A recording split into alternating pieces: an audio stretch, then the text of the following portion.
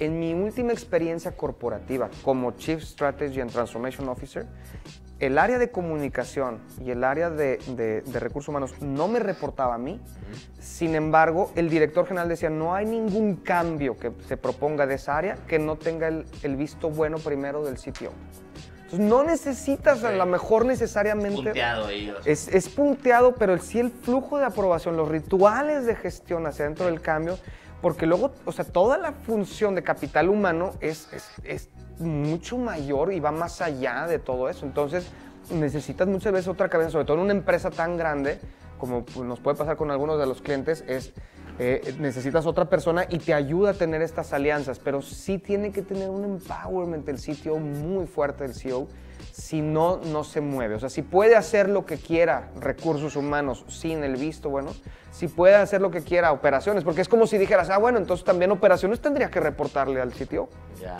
Y cualquier cambio de operativo y todo eso tiene que hacerlo el CTO y reportarle allá. Ya Ya es el CEO. Okay. Exacto. Por eso el director de orquesta es el director general. Ok, buen punto. O sea, muy interesante lo que dices de que no se confunda luego los roles de uno o de otro, ¿no? El mero líder es el CEO, sí, y lo tienes a un mano derecha, que es el CTO. Y ahí... Es un apoyo realmente para el CEO. Sí, es un ejecutor y estratega a la vez, ¿no? También de esa parte. Y dentro de lo mucho que compartimos, o que compartieron ustedes, me gustó mucho, había una parte donde, creo que era en ese de McKinsey, que decía, bueno, hay como 4 cosas súper importantes que se necesitan para que una transformación sea exitosa, ¿no? Y de hecho, una de las preguntas que les quiero hacer es ¿por qué fallan? Principalmente encontramos así el típico, las 3 cosas que más fallan, ¿no? Y la primerita que venía ahí eran 4 elementos que encontré, según yo, en el framework de McKinsey. Compelling story. Definitivamente. Role models, mechanisms y skills and talent. Y creo que se alinean con las 3 pilares que dijiste ahorita que deben de reportar un CTO. No sé si nos vamos a ir a cada uno de los 4, a lo mejor están así, hasta algunos podemos suponer a qué se refieren, de role models, por ejemplo, mecanismos, lo que seas de los procesos. Yo me quiero meter en este momento a compelling story, para hablar también de los whys, que es algo que tú llevas mucho tiempo empujando, y luego me quiero meter a skills and talent. O sea, esos 2 me interesan mucho. Entonces, a ver, Andrés, compelling story, tú que has visto, a lo mejor no en procesos de transformación, o ya a lo mejor te tocó en alguno de esos, pero sí en procesos de cambio. ¿Dónde está, cuál es la manera correcta de hacer un compelling story para un proceso de cambio? ¿Y dónde se cae del plato a la boca este asunto? Entonces, la razón de por qué hacer un compelling story es porque cuando la gente se enfrenta a un cambio, la primera pregunta que se hace es ¿por qué?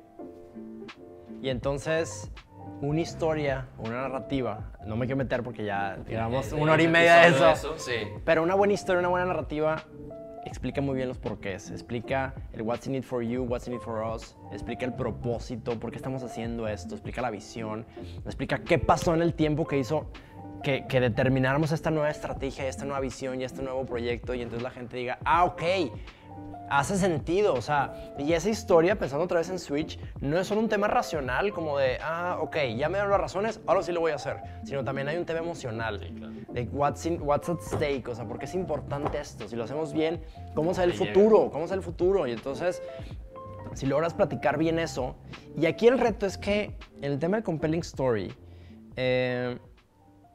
hay una cultura, hay muy pocos lo hacen bien. Porque lo que tienes que hacer es, primero, construir una muy buena narrativa del cambio, y esa construcción la tienes que hacer entre el mayor número posible de personas. Hay gente que dice, ten la historia para generar buy-in. El problema es que si la historia la tienes solo tú o se la mandaste a un Boston Consulting, ya le mal, pero bueno, no nos van a patrocinar ellos. Si te la hacen bien padre esa narrativa, pero es una narrativa con la que la gente no se siente identificada, la gente va a decir, no es mi historia. Entonces, lo que dice un autor que sigo mucho, Jason Little, es, si quieres generar buy-in, vas tarde. Porque no, la alternativa es co-crear la historia, la narrativa entre todos. Sí. Y entonces, la madre, ¿entre todos cuántos? Y aquí es muy debatible. Pero entre el mayor número posible, o sea, pensando en design thinking, piensa en las personas a las que les vas a hablar. O sea, la narrativa no tiene que ser un premio Pulitzer de un discurso de Abraham Lincoln, ok, pero, o sea, puede ser que sí, pero también tiene que tener un what's in it for them, o sea, porque es importante para ellos. No sé en qué artículo, si uno que mandaste tú o uno que mandaste tú, decía... Uno que mandaste tú. Tú, escucha, visor. Sí, el argumento. Vidente. Sí, el Chico, argumento. me interrumpe. Pero hay un artículo que decía que estaba el CEO dando un discurso en una planta, creo, de por qué teníamos que hacer la transformación digital. Y acaba el güey de decir eso y la raza así como que no, pues chido. Y se para un cabrón de la operación y dice, cuando mi papá empezó a trabajar en esta empresa, y se avienta una historia, güey, que dice, no sé si era un palero y ya lo tenían comprado o qué, güey, pero dice, pasó esto y esto y esto otro. Yo por eso creo en lo que acabas de decir, güey, porque sí, entonces nos va a llevar la chingada a todos. Y dice, güey, ahí, en ese momento, los tenías comiendo de tu mano porque era una historia de todos, güey. O sea, él representaba a todos y era una historia mucho más común que la racional del CEO. Y a lo que voy es, si más o menos lo que te topas es, aquí en las empresas de Monterrey o de México, te topas que ya saben que tienen que cambiar, pero no saben cómo articular la historia, o ni eso, güey. Y tú tienes que llegar a picar piedra de, oye, güey, es que tienes que contar una historia. O sea, ya, más bien, ¿saben que tienen que hacer ese compelling story o no saben que tienen que hacer ese compelling story? No creo que sepan, lo dicen, pero no creo que lo sepan, porque si no veríamos mejores esfuerzos. Muchas veces la gente dice historias y ve una presentación aburrida, pero no hay esa historia.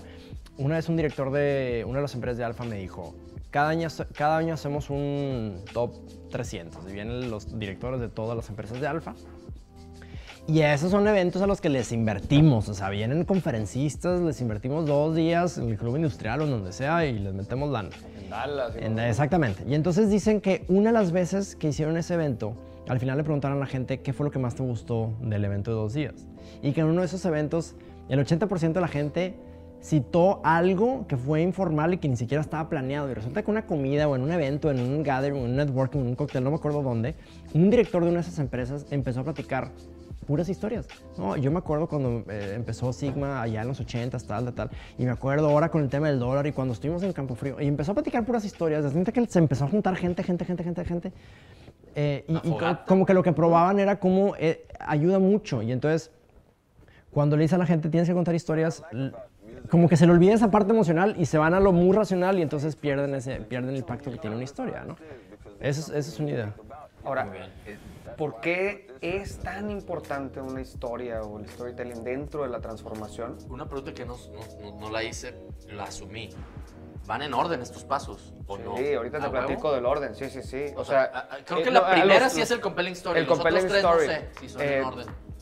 Tienen un orden. A ver. Tienen un orden. O sea, es el compelling story y después te tienes que pasar a los reinforcement mechanisms. Okay. Los mecanismos de refuerzo. A final de cuentas, lo que necesitas es estructurar tu organización para que la gente pueda tener la guía de hacia dónde va. Tú no le puedes decir a alguien que tiene que cambiar la manera en cómo va a hacer su estrategia comercial si tiene el mismo sistema de CRM pasado. O sea, tienes que ajustar el sistema de CRM para que tenga la nueva estrategia.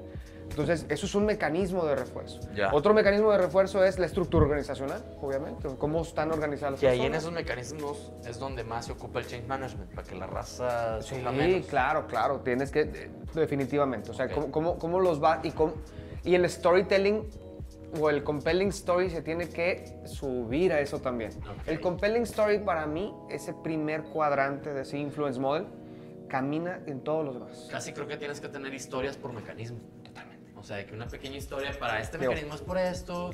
Desde mi punto de vista, el storytelling digas. que hace Andrés arranca desde que se concibe una transformación. ¿Cómo le dice el director general de una empresa a su equipo, nos vamos a transformar? Necesita storytelling. Que yo creo que lo que tú has apostado mucho durante mucho tiempo es decir, sí, está con madre la historia que cuenta el CEO, pero igual el learning pasa, güey. Creo que en todo. ¿Dónde se caen las cosas? En el middle management. Y ahí tienes que hilar. Porque claro, güey. puede ser que la raza quiera y está toda la generación más joven y la madre, y el CEO lo tiene claro y el equipo top management lo tiene claro. Y en la capa media, las historias que no se cuentan en esa capa media, que creo que es lo que tú dices, oye, sí, con madre. O sea, yo no lo había visto así. Cada mechanism de refuerzo. De refuerzo, cada mecanismo de refuerzo debería tener casi su propia historia, su propio guay, y que lo vendas como una historia, güey. Sí. ¿Más o menos eso es lo que hacen ustedes o no? Sí, o sea, como al menos en la parte llega. storytelling, es crear esa compelling story, nosotros le llamamos narrativa, pero es muy subjetivo el nombre, la verdad es una forma de explicar el porqué. Historia estratégica, narrativa, la historia del proyecto, llámale como quieras. Que es la del CEO, la que no dice La del CEO o, exactamente, la del CEO. Pero luego, para cada uno como los pilares, tienes que tener historias, le llamamos historias de éxito de cómo eso ya está funcionando en algunas otras partes. O sea, quiero implementar SAP. Bueno, déjame te platico cómo ya le están haciendo en otra empresa o cómo lo hicieron en otro departamento, de cómo eso ya está funcionando. Son pequeñas historias del día a día que te ayudan a ir empujando poco a poco, ir como que disminuyendo la resistencia al cambio. En el artículo este de Agile at Scale, platican que cuando en SAP implementaron Agile, una de las cosas que más les funcionó es estar buscando historias de éxito de cómo en los diferentes equipos Agile le estaba trayendo beneficios. Entonces esas historias las empiezas a soltar y son historias de 1 minuto, 2 minutos, 3 minutos, muy diferentes a la compelling story, a la narrativa, que son historias que puedes ir buscando y contando en tus juntas ordinarias y que te van ayudando como a decir refuerzo. Y puedes buscar historias para cada uno de tus mecanismos, de por qué es importante el tema del aprendizaje, de por qué es importante los mecanismos, de por qué es importante todas estas cosas. ¿Y eso que está diciendo Andrés de las historias pequeñas son los role models o las historias de éxito? No. ¿O los role models es otra cosa? Es otra cosa, o sea, tú estás, ya que tienes muy clara cuál es tu historia y luego tus mecanismos de refuerzo, que también incluye incentivos, incluye el tema de sistemas. Todo lo que es el pilar de operaciones. Sí, de operaciones, recursos humanos, TI, todo eso. Okay. O sea, cómo se organizan todos esos para que puedan llevar a la organización hacia su visión de transformación. Luego viene la parte de skills. Tienes que dotar a la gente a través de learning and development de los skills necesarios para poder hacer las cosas diferentes. Okay. Tú no puedes asumir que ellos haciendo las mismas cosas van a hacerlo. Entonces, ¿cómo los llevas a través de experiencias, de todo lo que... ¿Y los role models? ¿Dónde quedan? Es la cuarta parte. Ah, ese es el último. Mira, es el último, pero yo creo que es un poco igual que el compelling story. O sea, lo arrancas desde el principio y te sigue, te acompaña. El role model las historias de éxito. Es donde, si tú tienes un C-level y tienes a 10 personas que le reportan al CEO y tienes a 2 personas que no han comprado el cambio, que no están de acuerdo y todo eso, la gente lo va a percibir y vas a tener todo un silo de la compañía que no va a estar con la misma predisposición a la transformación que otro. Claro. Entonces, hay mucho coaching ejecutivo ahí. Hay mucho desarrollo, no solo del C-level, sino del middle management. Porque luego tienes a todos tus detractors, ¿no? O la gente que no está convencida del cambio. Entonces, a veces no simplemente es todos los mecanismos que vas a poner de tal manera que esta persona se empiece a comportar de tal manera que la gente los ve, sí, que y ejemplifique, puede mimifique. Mimifique. No. Mimifique. De que lo Mimetice. Lo imiten. Mimetice. Sí, imite, sí. Que lo imiten. Que imiten el cambio, ¿no? O sea, que adopten el cambio porque la gente se deja llevar. O sea, si tu mejor amigo o el que es el mejor amigo de 10 personas se comporta de cierta manera, tú tienes que identificar eso. Lo hemos visto en otros podcasts. El típico agente de cambio juega un rol aquí. Y puede ser de alto nivel, de middle management, puede ser gente que tiene los puestos más simples o menos sofisticados de la compañía. Tienes que también tener identificación. Sí, son influencers Sí. no necesariamente jerarquía, porque tienen una influencia social en la compañía. Sí. Ahora, imagínate que la compelling story, o sea, que salga un líder TI muy carismático, probablemente el TI no va a ser carismático, pero probablemente el de marketing haga un compelling story y luego se vaya a su oficina y se comporte completamente en contra, reconozca completamente en contra y entonces tu compelling story pues, es bullshit, ¿no? Y ahí sí la gente, ahí es donde la gente se echa para atrás. Claro, Le dijeron no sé qué y luego vi que este güey reconocieron a esta persona que es un hijo de la fregada y supone que uno de los valores es el tema del respeto y del no sé qué. Lo que pasa es que muchas veces las empresas, todo esto de la transformación empieza con una vision, con una parte de aspiración. Fíjate que acabo justo de apuntar eso, o sea, ya nos metimos a la táctica, pero no sé si respondimos a la pregunta de, ok, ¿cómo se da cuenta una empresa de cuál debe ser su transformación estratégica? Hay ejercicios. ¿Cómo se da cuenta? Hay ejercicios, o sea, son los típicos ejercicios de planeación estratégica que hay workshops de 2, 3 días donde van a todos los directores y hacen esa estrategia. ¿Sigue siendo válido eso? Mira, lo que pasa es que si lo haces plain vanilla, pues no te sirve. Pero si lo haces de manera donde involucras a los tres ejes de la transformación, donde metes agentes, ya sea internos o externos de la compañía, que ponen a pensar a los ejecutivos y a los grupos y a los que quieras invitar, porque no son nada más los que le reportan al CEO, o sea, tienes que tener también agentes de cambio que se involucren en eso, que piensen de manera disruptiva, que analicen muy bien el mercado, cómo está. Te voy a decir algo, Luis, porque lo platicábamos antes y yo. Hace rato no me acordé de preguntártelo, pero mientras explicabas el organigrama, mientras te escucho hablar de los ejercicios de planeación estratégica, mientras te escucho hablar de las posiciones y los procesos, no puedo evitar pensar que es algo no arcaico, ágil, ¿no? Que es algo... Exacto, güey. O sea, vuelvo a la foto del organigrama, ¿no? Y decir, me gustó lo que acabas de decir, sí, güey, es el típico, pero no típico. O sea, seguimos recurriendo a los mismos ejercicios, pero hay que hacerlos de otra forma. O es de, güey, no, hay otras metodologías más rápidas, güey. O sea, lo apunté aquí, te digo, lo que onda con las revoluciones de que pasan sin que nadie intervenga, güey. O sea, más bien, güey, hay unos loquillos, güey, que por ahí decía en el libro de Switch, creo que decía, darles espacio a tus rebels, ¿no? O sea, oye, güey, ponles espacios donde los rebeldes se junten y empodéralos para que avienten el cambio para adelante. No puedo evitar pensar cuando dice estas cosas de que parece un procesón así, güey, de SAP 5 years, güey, o sea, sí. Y me parece pesado.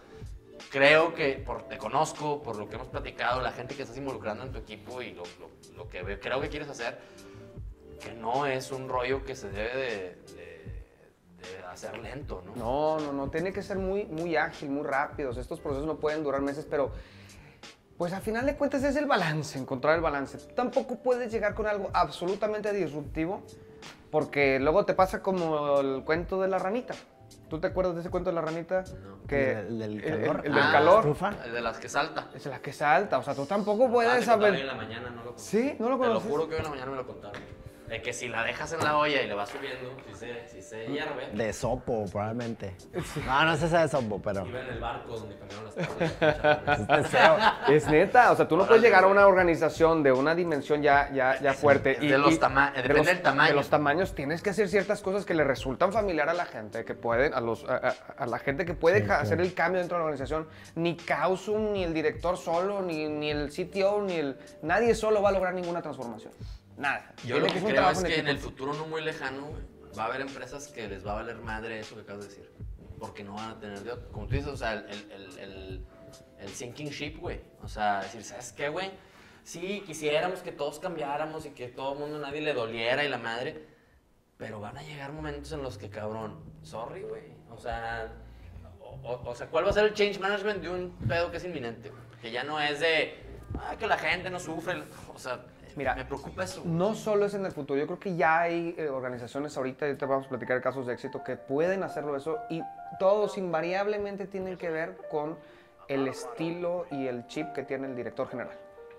Y la gente que contrata, ¿no? Pues es o que, la gente que deja ir y empieza a contratar. Exactamente, o sea, es que tú lo vas viendo, o sea, el director general, la cultura se cascadea tremendamente, ¿Sí? es top-down absolutamente. El güey de Netflix, está con mal ese ejemplo, porque Reed Hastings dice, ¿sabes qué?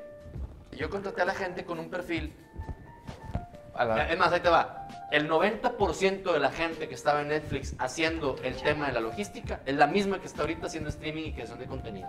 ¿Cómo haces eso, güey? Pues contratas gente que no la tienes ahí por un conocimiento técnico, sino por una manera de pensar. Y estás llegando al meollo, hace 2 minutos te Hablando decía, de mira, talent y skills, ¿no? el factor clave de una transformación desde mi punto de vista es pensar. Pensar, o sea, es detenerte a pensar, o sea, pensar, o sea, y lo ponemos ahí en la página, o sea, el ejecutivo típico, la gente típica que trabaja en las empresas está operando todo el tiempo y te consume la operación. Es bien raro quien asigna tiempo en su agenda de la semana para pensar, para reflexionar. O sea, te quedas o sea, eso tiene todo que ver con learning, güey. Todo que ver. Es más, el cerebro aprende en momentos de reflexión, es donde se va a la memoria a largo plazo, donde puedes reflexionar y decir, cabrón, esto jalo, esto no. No hacemos eso, güey. No. Y una transformación, por lo visto, lo que dices, tiene un chorro de eso, ¿no? Pura reflexión Aunque yo sí estoy de acuerdo en el tema de que te come la famosa frase, me comió la operación, y lo veo con muchos clientes que dicen, no te puedo contestar porque me comió la operación, o no puedo ¿Estás hacer... de acuerdo con eso? Espera. Ok. Yo estoy más o menos de acuerdo, porque aunque sí creo que es importante pensar, en los últimos meses, probablemente el último año, me está convenciendo más la palabra actuar que pensar. Es decir, en un mundo tan complejo, a veces pensar tú solo, decir, a ver, déjame planear. Está cañón porque lo que tú digas probablemente no va a ser relevante si no lo pruebas. Ah, por supuesto. Y entonces aquí viene el tema como de actuar y estar haciendo iteraciones. Hace un mes de repente dijimos en nuestro lado, se nos ocurrió una idea de decir, raza, ¿por qué no le hablamos a emprendedores? Yo lo puse en LinkedIn, pero ¿por qué no le hablamos a emprendedores? Hay que hacer algo para emprendedores. Entonces, hace 4 años en nuestro lado habíamos dicho, listo, güey, déjame encierro decir, ¿qué necesita un emprendedor? A ver, un emprendedor necesita... No, güey. Tráete emprendedores y pregúntales qué es lo que necesitan. No sé cómo se hace a nivel transformación una empresa tipo Cemex, ¿verdad? Pero sí es, en vez de pensar, o sea, dedíquele tiempo a pensar, pero en parte ese pensar es retroalimentación directa. Hay un concepto que se llama, en español no lo hemos visto traducido, pero es planeación retroalimentada. Es decir, cada vez que planeas algo tienes que estar pensando en constantemente si eso hace sentido para tu audiencia y si, qué tanto impacto va a tener y qué tanto te va a costar, para que ya no sea el típico, déjame meto a hacer planeación. Me está diciendo el gerente de comunicación interna de una empresa muy grande en Monterrey, me decía, soy el gerente de comunicación desde el 1 de enero de este año, estamos en abril y no he hecho nada porque sigo planeando. Y sigo, No, y sigo es planeando una porque mi locura. jefe sigue... Es que yo de repente... Y mi eso jefe, pasa. y mi No, ceja sigue planeando. Mi ceja Tiene que sigue ser planeando. ágil, güey. Tiene que ser ágil y actuar. O sea, Entonces, el proceso tiene que ser... eso decía, no sé dónde decía, güey, pasas más tiempo planeando durante el año lo que vas a hacer, para cuando ya terminas de planear, güey, ya llegó el nuevo proceso de planeación y el budget. como la manera del economista, que la mitad del tiempo... Pero Andrés, está bien cabrón, yo sí creo mucho en la reflexión, o sea, pero el proceso de reflexión ágil es lo que dicen, Sí, ¿no? claro, Las Learning claro. Organizations, 15 minutos que reflexiones al día de qué jaló y qué no. En Learning lo vemos, güey, en Learning fuimos y en Project Management de muchos proyectones de tantos años. No, güey, oye, tienes una experiencia de aprendizaje, no te enojes, un curso que quieres sacar a la luz, güey, durante mucho tiempo en la consultoría donde yo trabajaba, güey. No, es que hasta que esté perfecto sacamos el piloto. Oye, la ironía de eso, es que hasta que esté con más, güey, el piloto era luego, cabrón, y vas ajustando. Sin embargo, volviendo a Malcolm Gladwell y Revisionist History, dice, güey, hay 2 tipos de genialidades. Las que son de, ya la tengo, mira, güey, está la rola y vela ajustando. Y el vato más perfeccionista que decide ajustar y hasta que está más bien listo su trabajo ya lo decide sacar. Las 2 son buenas. Pero en un proceso de cambio que involucra un chingo de gente, yo creo que la segunda que dice Andrés, Bueno, es que aquí... Es Literal, a ver qué jala y luego invariablemente. cambias, ¿no? Lo perfecto es lo enemigo de lo muy bueno. y de lo viable y lo factible. Pero tampoco podemos confundir planear con pensar. Porque luego planear termina siendo un tema operativo. O sea, que estás operando en la planeación, pero no, o sea, el pensar es más relacionado a reflexionar, ¿no? Al estar... Piensa y análisis también, y a los ejecutivos, cualquier ejecutivo que esté viendo este podcast se va a dar cuenta. Sí, no, o sea, me molesta bastante los consultores o los equipos de planeación que se pasan 3 meses analizando y ya se llegó el siguiente año y ya no hubo nada. Hay un consultor que yo aprecio mucho, Ishak Adises, de la consultora Adises. Adises estuvo encargado de la transformación de Frisa y de alguna forma Eduardo Garzate Sr., como es consejero del TEC, a veces se ha llevado a Ishak Adises, que es un señor de 70 y tantos años, y es una eminencia, tiene 30 libros en temas de cambio y temas de... Claro. Y lo que dice él es, se gastan millones y millones de dólares en temas de planeación que luego nunca se implementa. Y el director de una empresa de temas como de fibra de vidrio me contaba un chiste. Me decía, en la Primera Guerra Mundial llegaron unos consultores con el gobierno de Estados Unidos y le dijeron, el gobierno de Estados Unidos dijo, tenemos un problema con los submarinos estos alemanes, ¿no? Los submarinos alemanes. Entonces, ¿cómo lo hacemos para ganar la guerra? Entonces se van los consultores, hacen un estudio y llegan y le dicen, oye, ya está, aquí está la solución. Lo que tienes que hacer es elevar la temperatura del mar y entonces los submarinos pues se van a tener que salir y ahí los matas, ¿no? Y el gobierno de Estados Unidos dice, está bruto eso, ¿cómo lo hacemos? No sé. Eso lo tienes que... Y entonces a veces O sea, es el problema que dices, esta es la solución, pero ¿y cómo vamos a hacer eso? Pues quién Y sabe. es que estamos hablando, lo decíamos en el break, decir, güey, pues es que en México está cabrón, porque, o sea, ese tema que estamos diciendo ahorita, llámale design thinking, llámale agile, llámale quick prototyping, Scrums, llámale lean, llámale scrum, o sea, todo es, güey, lo contrario de ese ejemplo, decir, güey, vámonos, o sea, más rápido, y claro. está bien. Yo no lo, o sea, está cabrón cuando estás en una cultura corporativa, tú vienes de estando ahí, o sea, hasta que yo, que me considero una persona así, es decir, güey, Hands-on. a ver, güey, que nos critiquen por hacer, ¿no? Como decía mi jefe, güey. Te frena. embebes, güey, te embebes, o sea, me imagino que la oficina de transformación debería tener dentro de su rol que la ejecución premie a la planeación, pero me gusta lo que dices, pero no a la reflexión, o sea, no es lo mismo planear que reflexionar. Claro. Eso está chido, güey, esa distinción es buena. Mira, y yo creo que aquí la clave es, una transformación, no viene alguien y te da una consultoría de cómo hacer tu transformación. Por eso como que traté desde el principio de empujar, o sea, la transformación la hace el CEO, y el CEO es un Chief Executive Officer, ejecuta. O sea, el CEO le pagan por ejecutar, no por estar Buena, planeando. Porque eso es como, parece de ejecutivo, pero es de ejecutor. Es de ejecutor, es de ejecución. Entonces, Debemos recordárselos a eso se dedica un CEO. O sea, le deben de pagar por estar una mitad o del tiempo, una parte del tiempo, viendo hacia dónde va a mover a su empresa, Sí. y la otra mitad ejecutando todo lo que está en el día a día. El problema es que muchos te come y dejas 1% del tiempo para no planear, sino para la visión y la Dedicarle ejecución. tiempo, estoy totalmente de acuerdo. Entonces, esto no es un tema, la transformación no es un tema de planeación, es un tema de visualización hacia dónde te quieres ir, entender qué tienes, qué te hace falta para poder llegar a donde vas, diseñar y ejecutar inmediatamente para poder iterar. Iteración. Absolutamente, iteración es clave. Y fíjate, en los artículos uno que mandabas me gustó, de que dice, entonces es necesaria una Transformation Officer. Dice, ¿qué hace esa oficina? Y por ahí lo encontré en uno de los quotes que saqué de ahí. Avoid distraction and be a faster clock. O sea, ser un reloj. O sea, faster clock se refería de que, güey, justamente traes más prisa, todo el tiempo traes prisa. O sea, Sí. el reloj va corriendo más rápido de lo que va corriendo el reloj normal de las empresas. Sí.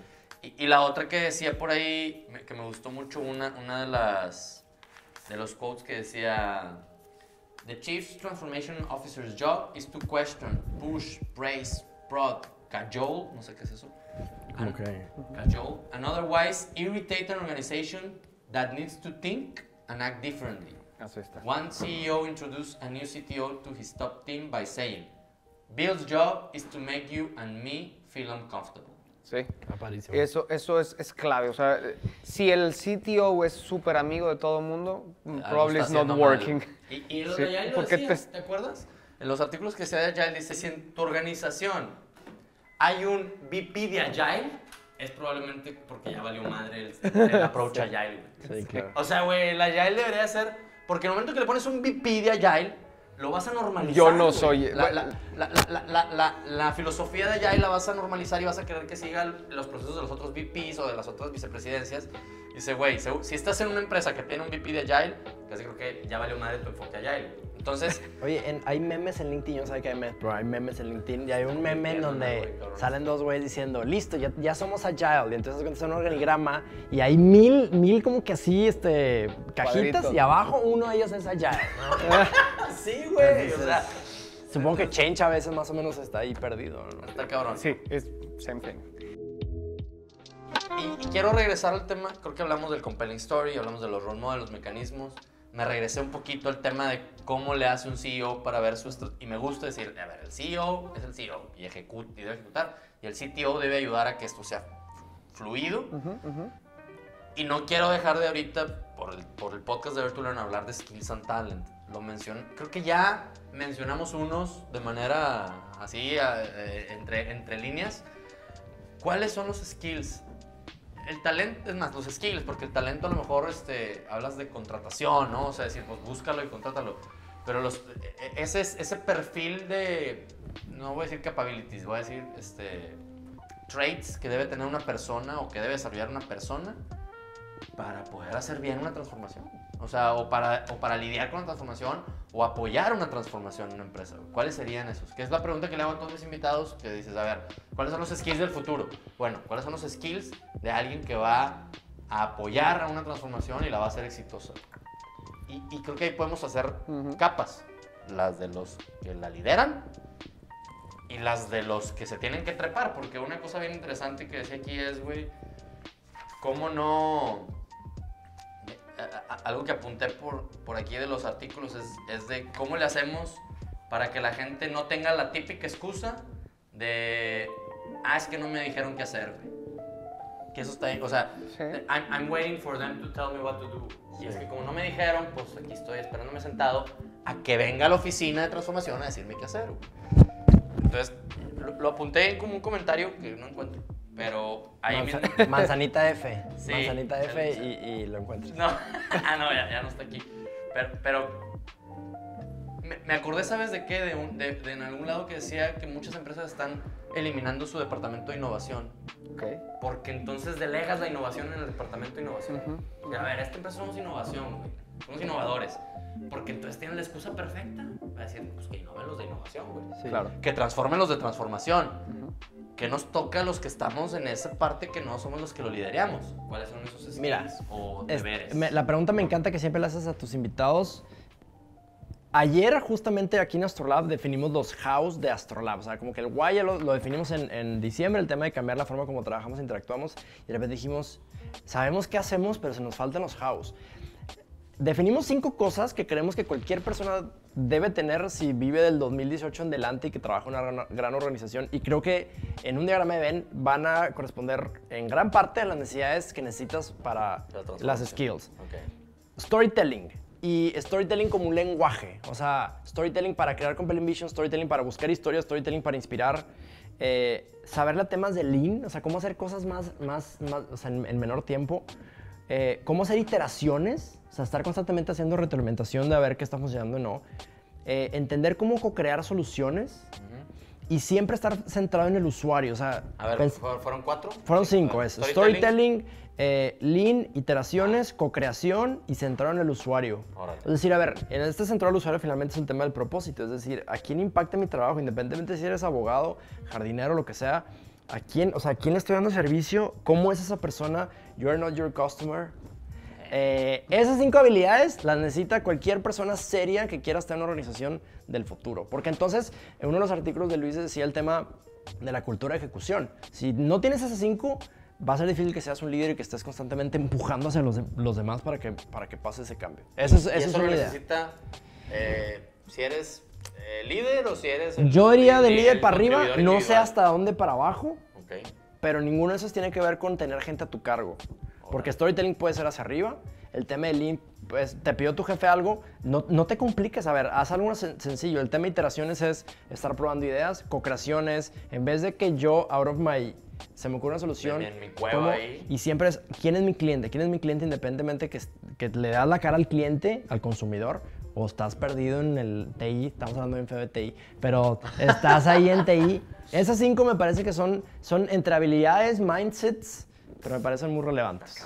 Tan cabrón, porque sí son cosas que luego, híjole, si ahorita te dijera cómo las desarrollas, ahí es donde entra mucho el tema de learning. Pues Dare to Learn tiene que tener Dare un to brazo. Learn va a enseñarles a todos esas 5 habilidades pronto. Pero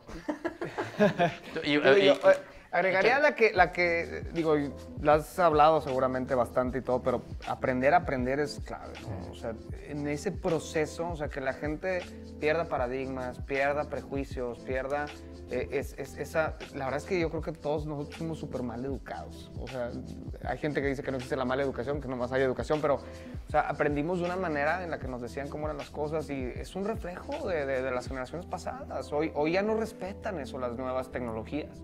No respetan el status quo, no respetan nada de eso. Entonces, ¿cómo llevas una organización para que su gente adopte el cambio de manera positiva? Y yo creo que a mí me gustaría meter una historia. Una historia. Como lidiar con la paradoja y la ambigüedad, o sea, esas serían habilidades Totalmente. que ya no se van a acabar nunca, ¿no?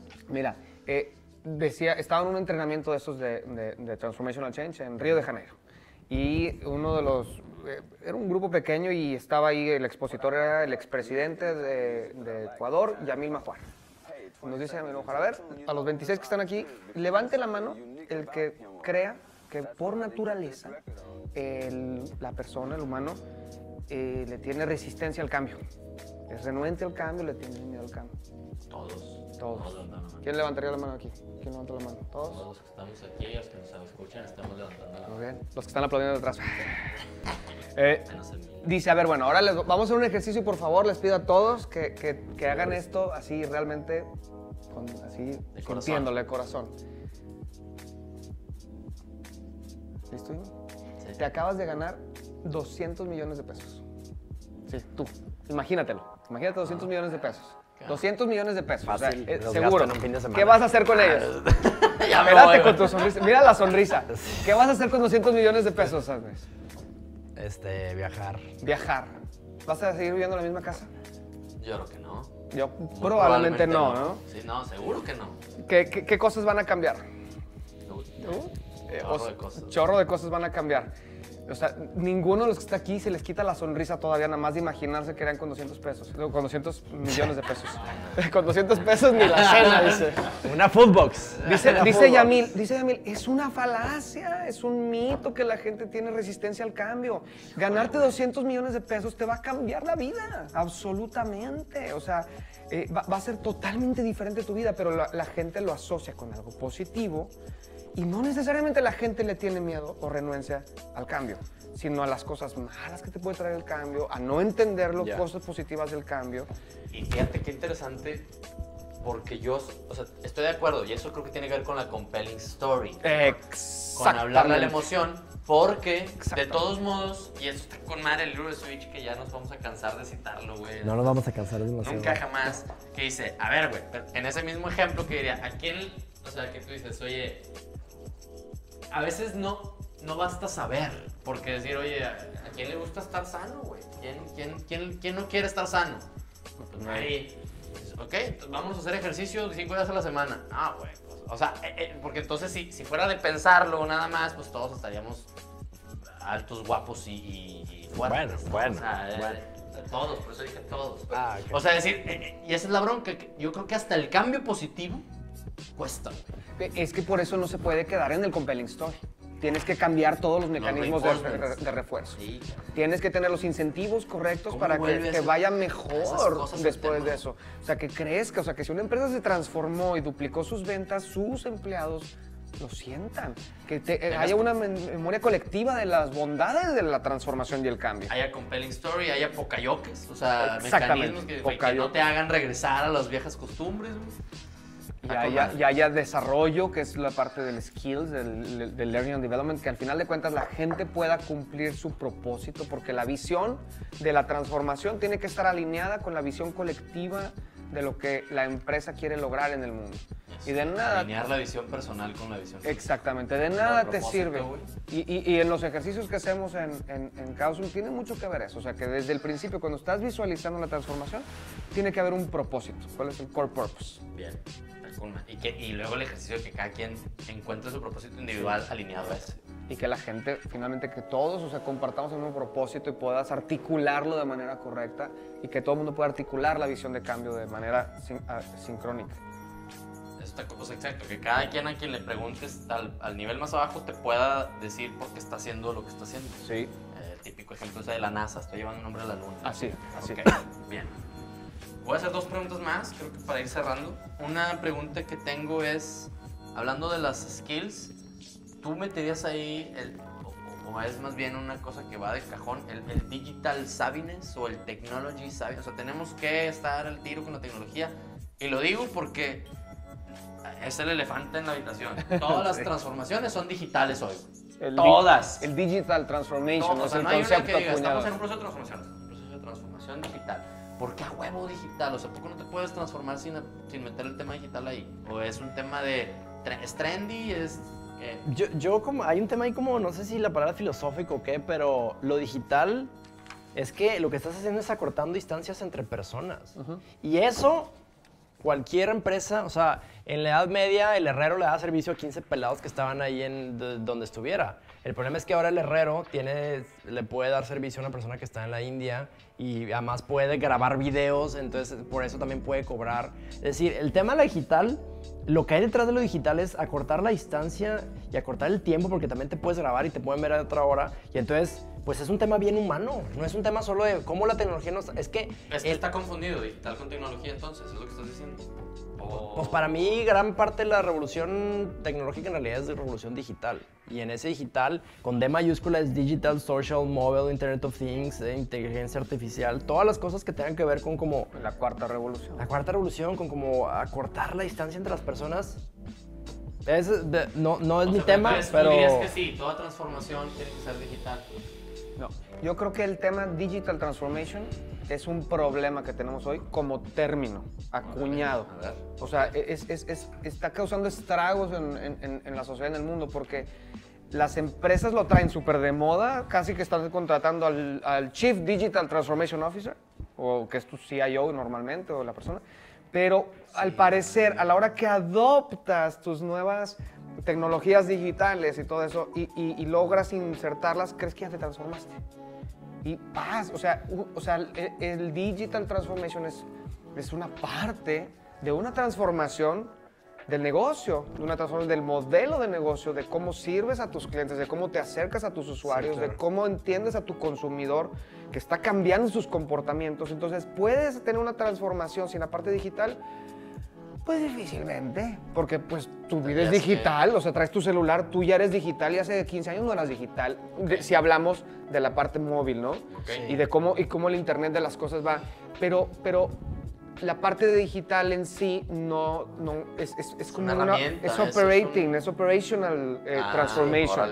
Órale. Está con madre. O sea, es es el principal, es el número uno de los tipos de transformación. O sea, Claro. no estás necesariamente cambiando el mindset ni la estrategia. Sí, porque lo digital también puede ser Me contaron que en una empresa de retail aquí en Monterrey, me dio mucha pena la historia, se trajeron a un gurú de innovación de Stanford, de Harvard, de no sé qué, juntaron al consejo directivo de una de las empresas de retail más grandes de Monterrey, la innovación y el 4.0 y el CEO. A ver, no, espérate. Nosotros ya usamos Rappi, ¿cómo ves?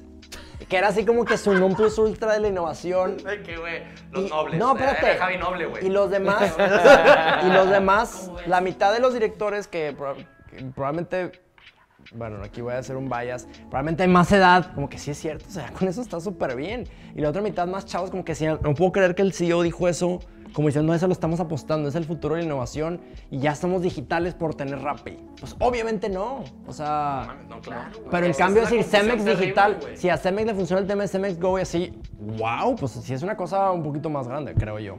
Es como O sea, si en los 90s dijeras, es que ahí viene la ERP Transformation de SAP y Oracle y todo esto, ¿no? Y dijeras, sí, es una ERP Transformation. Bueno, pues, o sea, y todas las empresas estaban yendo a SAP y se hizo millonario SAP por todo eso y Oracle creció y Neoris creció y todos de lo que crecieron. Pero a final de cuentas, la empresa no estaba en una transformación. El caso que decíamos de Nemac, un año antes de SAP y un año después de SAP, pues, sigue siendo el mismo modelo de negocio y los clientes. Claro. Pero entonces todo el mundo cree que se está transformando nada más por meter el tema digital a la mesa y no. Entonces, ¿cómo Ese es el atiendes? problema, exacto, güey. Yo creo que ese es lo que tú dices, el gran peligro. Lo decía hace rato de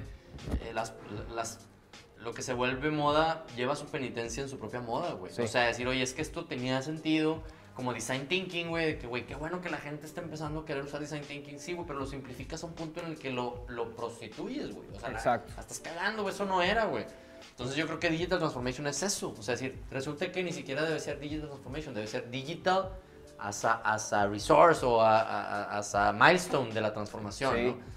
O sea, no necesariamente O tienen que estar digital. asociadas las dos palabras como la transformación de las empresas. O Digital Driven Transformation, está padre. Digital Enabled. Exactamente, o sea, enhanced. pues sí, pues a lo mejor Netflix definitivamente pasó de ser analógico a digital, ¿no? Con el Sí. streaming.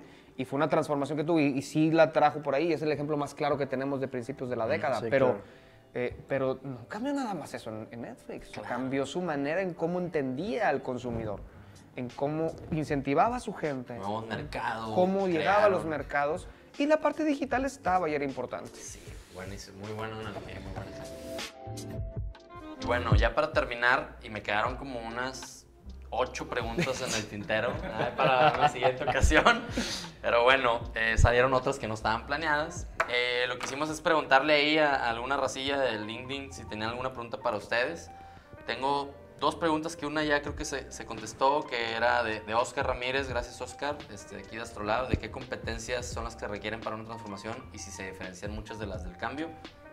Creo que las dijimos, 5 más 1, muy importante, el aprender a desaprender. Aprender a aprender. Aprender a aprender y a desaprender. Creo que esa es típica y podríamos mencionar algunas otras, pero... Y Memo Ceballos nos pregunta, dice, a él le hace mucho ruido que Change Management no pueda diferenciar entre 2 partes que él considera que son críticas. Una, el cambio humano o del empleado, y otra, el cambio de procesos o de TI. ¿Sí? Y que ambos naveguen con la misma bandera y Change Management como oficina diga, yo hago las 2 cosas.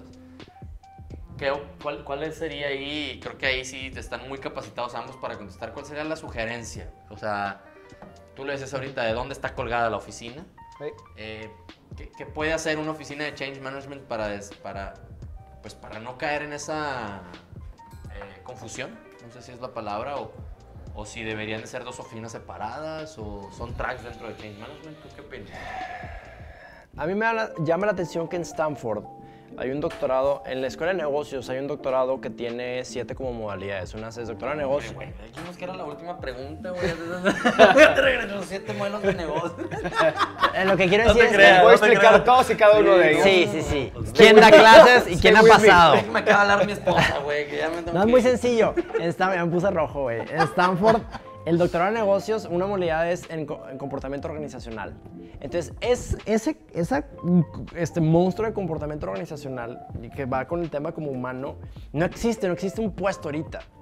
Pero no sé si en el futuro va a empezar a ver la persona que siempre que quiera ver un proyecto de cambio, un proyecto de cambio, la PMO, etcétera, que el de comportamiento organizacional diga, la persona que tiene en su bagaje Switch, Made to Stick, Power of Habit, Grit, Give and Take, todas estas como que cosas que se están descubriendo en neurociencia y que sabe cómo se comporta el ser humano, que diga, yo te recomiendo que hagas esto, yo te recomiendo, probablemente no existe ninguna empresa, pero sería el trabajo ideal, sería mi trabajo ideal.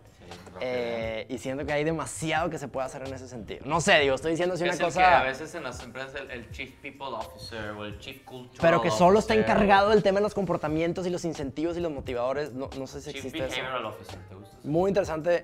Gracias por la pregunta, Guillermo Ceballos de Talentica. Es que si te vas a la definición del change management, Sí. no necesariamente necesita personas involucradas en un change. O sea, tú puedes cambiar una arquitectura, la arquitectura de un software y lo vas a cambiar. Claro que hay una persona que lo está cambiando, pero esa persona está siguiendo un track de los cambios que se tienen que hacer y tú gestionas los cambios que haces de un sistema, ¿no? Pero, o sea, cualquier cosa que se esté cambiando, cualquier área de la empresa que se esté cambiando podría tener el apoyo de un change management. Los típicos al día de hoy han sido TI y ha sido el tema cultural, cómo cambias a la persona. Pero a la pregunta que te hacen de cómo le hacemos para que los 2 naveguen con la misma bandera, pues es que esa misma bandera que están navegando ambos es el tema de la gente. Y cuando tú estás cambiando un sistema como SAP, como toca al 90% de la gente de la empresa, pues por eso necesitas change management, para que la gente adopte esas nuevas maneras de trabajar. Entonces, al final de cuentas, el change management lo vas a necesitar siempre que necesites cambiar algo que involucre a las personas. Y si no, pues nomás tienes el arquitecto que te hace o te diseña. Y por eso me gusta lo que dices tú de los comportamientos o un Chief Behavioral Officer. Yo en Cemex yo tenía esa conversación con algunos colegas. O sea, Change Management en Cemex está colgado de TI. Ajá. Y decir, Ok. y en algunos lados está colgado de RH. O sea, decir, Casi mira, siempre interesantemente está colgado, son los 2 de los que habla Memo, ¿no?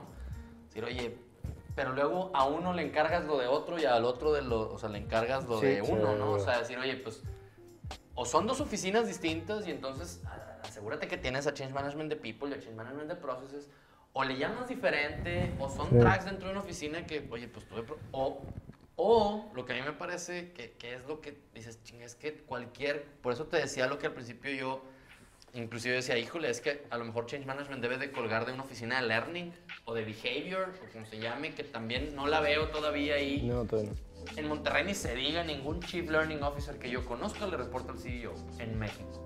¿Qué onda con eso? Porque para mí yo siento que change es un proceso de aprendizaje y que el aprendizaje es un proceso de change. Y a lo mejor estoy muy clavado en mi tema y estoy defendiendo mi trinchera, pero yo sí creo que falta eso. Falta ese Chief People Officer que lo ves en Estados Unidos, güey. O sea, hay el Cultural Summit donde los Chiefs Cultural Officers están ahí, güey, y le reportan al CEO y son el Joe Black del CEO, ¿no? Que le habla y le dice, oye, güey, tenemos que hacer esto, otro. Con madre pensar en más de esos puestos. Es que creo que es la ironía de tener a Change Management colgado de un supuesto de un supuesto. Es que, digo, a final de cuentas, y creo que todo el tema del transformational change, yo lo resumiría en la figura del líder máximo de una organización, el CEO. Esta persona es la que va a poder mover a toda la gente con su comportamiento, con su valentía, va a poder mover a la organización. Valentía, es el que se va a atrever a irse del 0 al 3 o del 0 al 1 o del 0 al 0.1. Ya moverse es suficientemente difícil un poco, o pensar en el movimiento, gente que ya se anime a ir a un Singularity University. Ese líder tiene que tener la madurez y la valentía de decir, hoy, en este contexto, en este momento de la historia de esta empresa, de esta organización, el learning es una de las piezas clave, me tiene que venir a reportar a mí. Yo creo que las funciones que le reportan al CEO no pueden ser estáticas. El organigrama que dices de hace 100 años o el de ahorita no puede ser el mismo, no hay un best practice. El best practice es tener un equipo de reportes directos que hagan sentido a la estrategia de ese año y de ese ciclo de la compañía. Si el learning es una parte fundamental, o la transformación, o la digitalización, tiene que agarrarlo el CEO como una tarea que le da peso, que lo agarra a nivel personal, y la organización lo voltea a ver y dice, ah, caray, va en serio. Claro. Entonces, ¿cuándo debe estar? Cuando haga sentido. No podemos tener camisas de fuerza y decir, el proceso de transformación siempre es el mismo. No. ¿La organización siempre es la misma? No. Con más lo que acabas de decir, si me dices un organigrama a nivel top management o equipo o C-level, dinámico. Un organigrama dinámico que haga sentido en ese momento, güey. Yo creo que eso es lo que va a pasar pronto, güey. ¡Pum! Oye, güey. Ahí se convierten, ahí 2 rompes. años, este año el CFO no tengo por qué tenerlo tan cerca. Que le reporte al COO y se acabó. Y que opere. Está cabrón, güey. Vámonos. Está cabrón. Ojalá veamos algunos ejemplos de esos y ver, por ejemplo, cómo funciona. Bueno, pues muchísimas gracias. La verdad es que estuvo buenísimo. Como digo, nos quedamos con muchas cosas en el tintero para una siguiente ocasión. Y le quiero agradecer mucho a Andrés, aquí sus oficinas, a Astrolab, el equipo de Astrolab, y Luis también por tu tiempo. Y ojalá vean muchas más de estas pláticas y más cosas de las que platicamos ahorita materializarse. Creo que nos va a hacer un segundo aire para volver a retomar los temas. Agradecer al equipo de Pan de Muerto que se chuta estas grabaciones todo el tiempo y que nos va a ayudar a hacer múltiples ediciones, sobre todo en el tema de los patrocinios. Y al equipo de Dare to Learn, porque sin ellos nada sucedería, ¿no? Entonces, gracias de nuevo, amigos exploradores, atrévanse a aprender. Dare to Learn.